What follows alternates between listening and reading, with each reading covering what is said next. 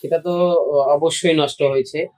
দেখুন, সবার প্রথমেই বলবো শিক্ষা হচ্ছে এমন একটা জিনিস যা ব্যক্তির ব্যক্তিগত বিকাশ, সমালোচনামূলক চিন্তা ভাবনা বা সামাজিক উন্নয়নে সক্ষম করে তোলে একটা ব্যক্তিকে। সেই জায়গায় যদি শিক্ষাই ব্যবস্থাটাকেই করাপ্টেড করা হয়, দুর্নীতি করা হয়, তাহলে একটা মানুষ কি হবে?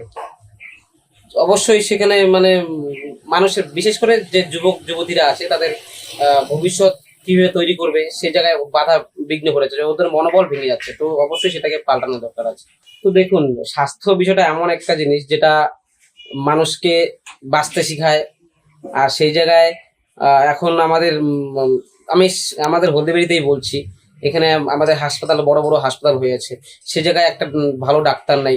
এখানে পোস্টমর্টম করবে, সেই পোস্টমর্টম করার জন্য আমাদের কত দূরে যেতে হয়, মাথা ভাঙ্গাতে যেতে হয়। তো সেটা যদি আমাদের পাশে থাকে, আমাদের এখানে যদি ব্যবস্থাটা থাকে, তাহলে আমাদের তদন্তে আরো তাড়াতাড়ি হতো।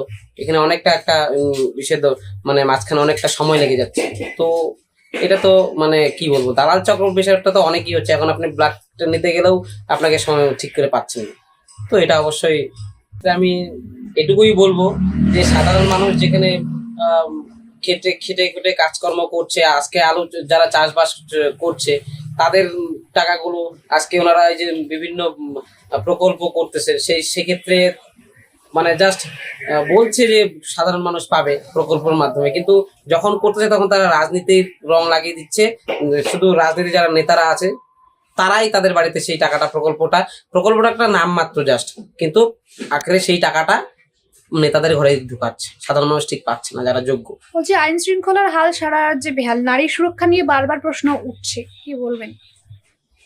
নারী সুরক্ষা নিয়ে নারী সুরক্ষা বিষয়টা আমি কি বলবো, যেখানে একজন আমাদের পশ্চিমবঙ্গের যে গভর্নমেন্ট, এখন মুখ্যমন্ত্রী, তিনি একজন নারী। তারপরে আমরা দেখেছি আরজি কর, আমরা দেখেছি সেই ছোট বাচ্চা মেয়েটা, যাই হোক নামটা আমি ভুলে গেছি, ঠিক আছে।